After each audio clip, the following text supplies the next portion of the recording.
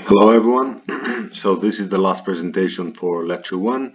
The title of the presentation is a TOEIC protocol because we will basically you'll have the chance to see very basic protocol. So your first protocol and how we can analyze it in a very high level. Okay, so we will avoid any details.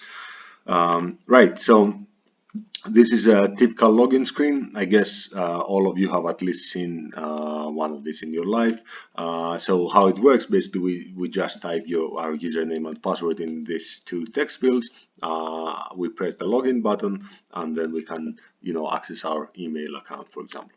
Now imagine that we've got Alice and Bob. I hope you didn't forget already that Bob is the server and Alice is the client, right? So basically Bob hosts this website with this login screen, and Alice, she uses her browser to access this website that is hosted by Bob.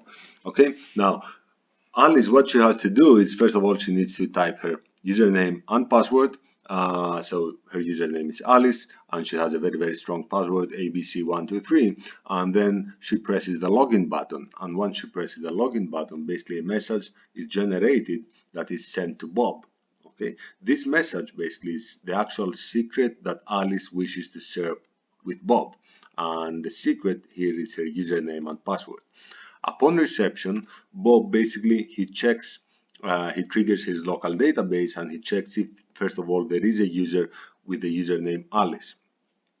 If there is such a user, then he checks if the password ABC123 matches the password that Bob has already stored in his database for that particular user.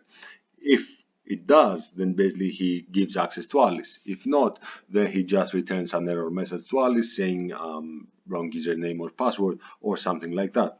Now, I hope you all see that something is, off in this example, right? So if not, just try to think what would happen if our malicious adversary Eve is in the middle and she's overhearing all the exchange messages between Alice and Bob. So basically what she could do is that because we do not protect the message that is sent from Alice to Bob, it means that Eve can get access to Alice's credentials.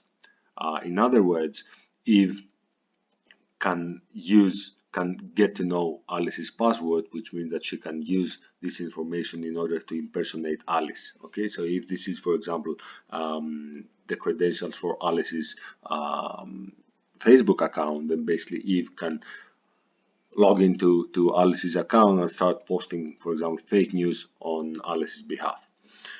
Now, to make things even worse, it has been observed that users tend to use the same passwords for multiple accounts, right? So if, in other words, if Eve gets access to Alice's Facebook password, then there are high chances that she might be able to access her LinkedIn account, her Gmail account, her Twitter account, and so on and so forth, right?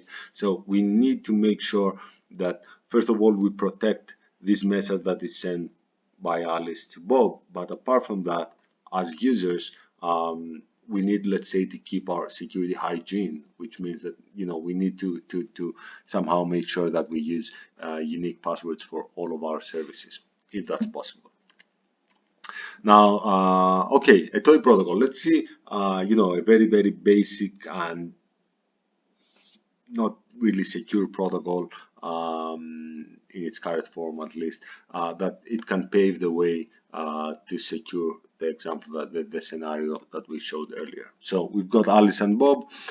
So Alice first contacts Bob and saying, "Hello, I'm Alice," or just "Hello, I would like to access my email account," right?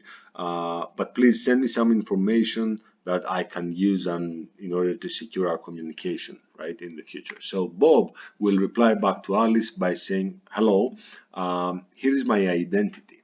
Now, okay, I will not get into details. This ID, we will describe what it is, what it is exactly. We will cover all the details on lecture 3 when we will be talking about digital certificates. For now, imagine that this is something similar to physical IDs, where there is a stamp from a trusted authority that shows that this document is valid, right?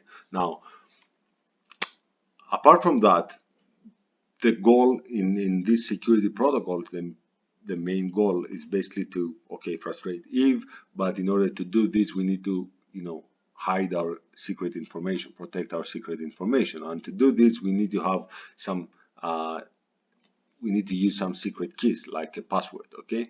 So Alice will generate a secret key, okay, a unique password, let's say, that she will try to use with Bob in order to encrypt all their future messages, right? So on the client side, on her Alice side, she will generate locally a fresh, unique key, right?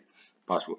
And then she needs to send this to Bob. Now, if she sends this like in the previous example in plain text, then basically we have no security, because Eve can, who is over here in the communication between Alice and Bob, she can get this information and find out the password that was generated by Alice. Instead, Alice will extract some public information from Bob's identity, right? Now, by extracting this public information, which is in this third message is denoted as Bob, Alice can encrypt the key that she just generated in such a way that only Bob can decrypt. Okay, we will not get into details now. This will be in the next lecture, where we will be talking about asymmetric encryption. But for now, imagine that Alice can use Bob's public information to encrypt the key in a way that only Bob can decrypt it. Okay, not even Alice, that she made the encryption, she cannot decrypt it. Okay, so only Bob can decrypt this. Right, so I hope you didn't forget our main goal, which is to frustrate Eve. So let's see if we can achieve this. So in the previous example, we had our login form. Alice was, typing her username and password, and by pressing the login button, this was sent off to Bob in plain text, right, without any kind of protection. Good. Now that Bob basically and Alice managed to get access to this unique key, they can use this to encrypt all of their messages, right? So this, bear in mind, this is called a session key, okay, because it will be used only for a session. So Alice and Bob somehow almost securely, let's say, exchange their session key, and after the establishment of this session key, they can start using it in order to encrypt all of the secrets that will be exchanged. Okay. Now, Eve, that she's in the middle, she can see that message, but she cannot decrypt it, right? Because she doesn't have access to the session key that was generated earlier by Alice and sent securely from Alice to Bob, right? So by encrypting our secret with this key, Eve cannot say anything about Alice's password. So Alice's password can remain secure. Good. So is there something wrong with the example that we just described? So these are the three first steps of the protocol. To see if there is something wrong, first of all, we need to start thinking as an attacker, right? So let's put our malicious adversary Eve in the middle, and let's see what she can do and what she cannot do in a nutshell. So the first thing that I would say she could do is that she can cut off the communication, right? So every time that Alice is sending a message to Bob, basically she will, be getting taking that message and dropping it, and every time that Bob is sending back a reply to Alice, Eve will be, dropping that message, and this will basically affect the availability of Bob's service, and it will, result to a DOS attack, a denial of service attack. But keep in mind that in this course, we don't really care about DOS attacks, okay? So we look into different things. So another attack is that if there is no proper protection on the ID that is sent from Bob to Alice, then basically Eve, what she can do is that she can replace this identity or part of this identity with hers, okay, with Eve's identity. Now recall that we said earlier that this ID contains a public information that can be used by Alice to encrypt the session key. Now, if Eve can, change this identity and use her identity, then Alice can be fooled, and instead of using Bob's public information to encrypt the session key, she will use Eve's information to encrypt that session key, which in other words means that Eve will be able to decrypt the session key that Alice generated. Okay, and she can use that in order to decrypt, to fool Alice and decrypt basically her password. The other thing that Eve can do is that she can just take the third message of the protocol, and okay, she cannot decrypt it because it's encrypted with Bob's public information and she doesn't know how to decrypt this message. So she can drop it and just replace it with an old message, where, let's say, she had the time to, break the key, or somehow she got access to the session key. Okay, so these are two very typical attacks, at least the second one, which I understand that now they might seem not a bit complicated to you, or anyway not very clear, but it's just the first time that you see something like this. So these kind of attacks, I hope, will become clear when we start talking about protocol attacks, lectures 4 and 5 mostly. So in a nutshell, Eve basically, she can impersonate Bob and fool Alice, fool both Alice and Bob and find the secret key, the session key, and modify any of the exchange messages. So every time that we build a protocol, we need to basically define what Eve can and what she cannot do. And for that reason, we've got two popular threat models. The first one is called passive, and the active one.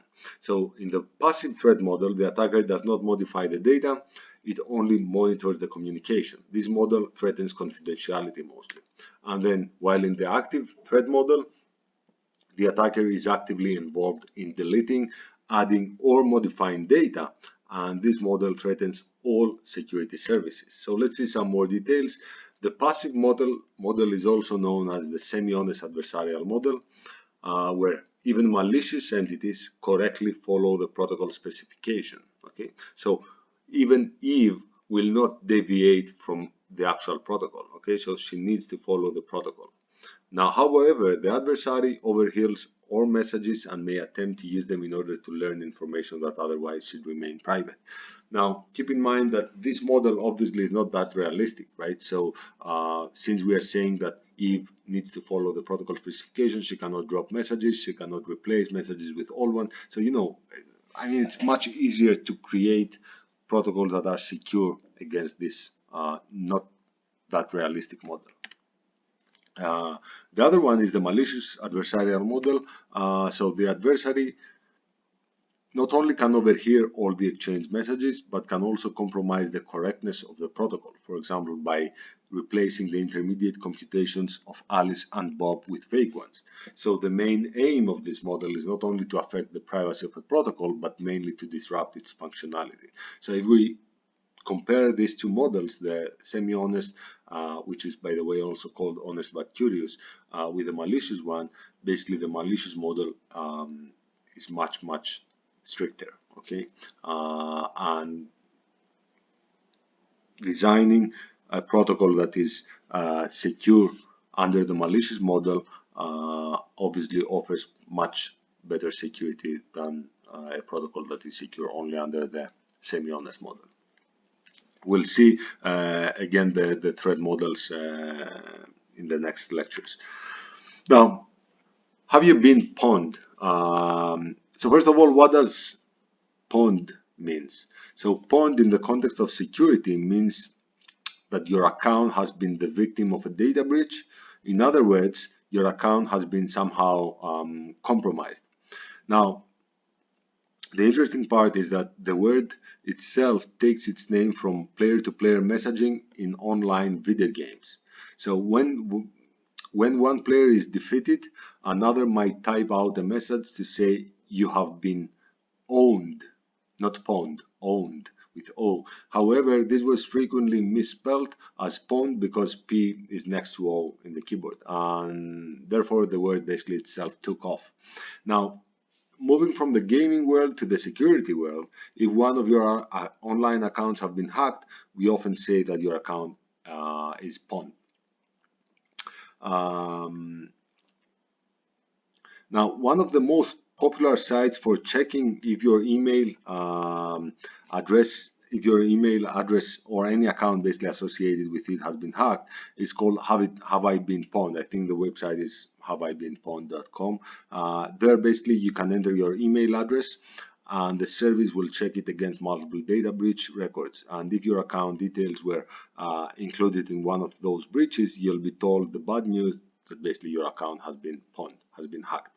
Now, is anything logged when people search for an account? So, I mean, you can go there and just type your email address. Do you want to give the email address to these guys? So if you look at the FAQ section in the website, they say that as the owners of the service mentioned, nothing is explicitly logged by the website. So the only logging of any kind is via Google Analytics.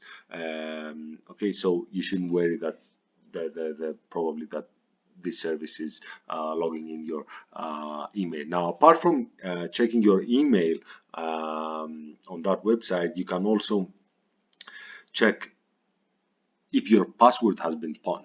Okay, now this is a bit more strange because I mean, okay, giving out your email, it's kind of okay.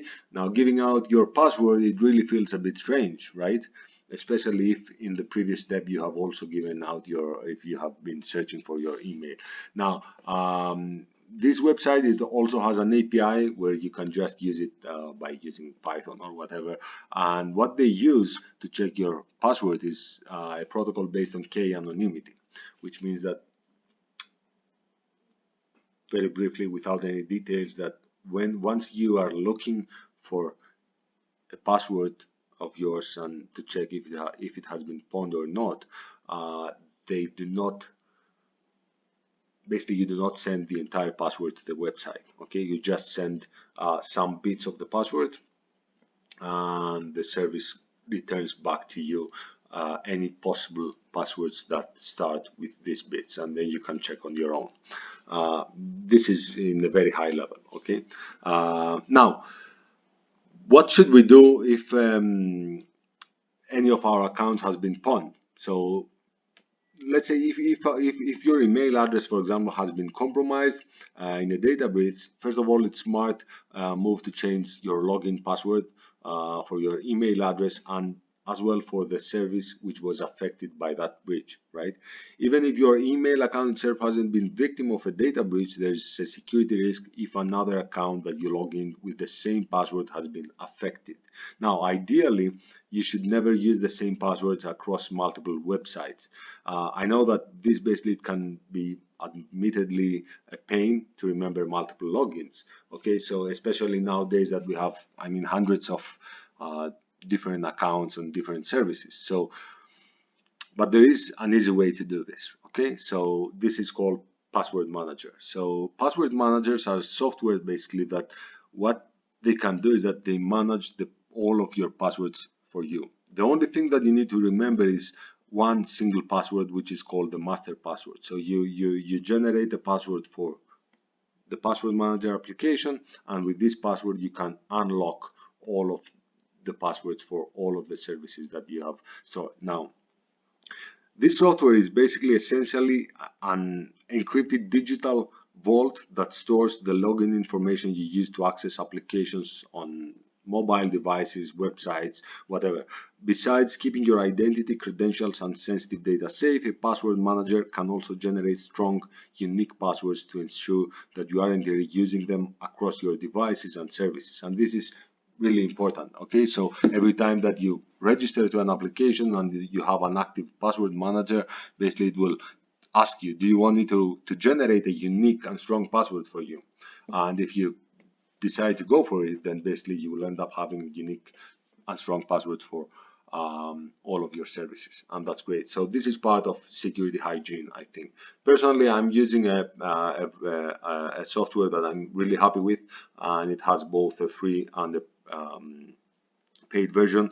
I'm not gonna say which software I use just because I want to avoid any comments like, oh, you are trying to advertise this company and so on, right? That's it. So, okay, this basically summarizes the lecture one. lecture one. So what we've seen, we first discussed about the course logistics, then we briefly talked about the basic concepts of security. We showed some examples of a shift cipher, and we even encrypted, I think, the word cat by using a Caesar cipher. We presented the toy protocol, and we also introduced some basic threat models. That's all. Thanks so much, and see you soon.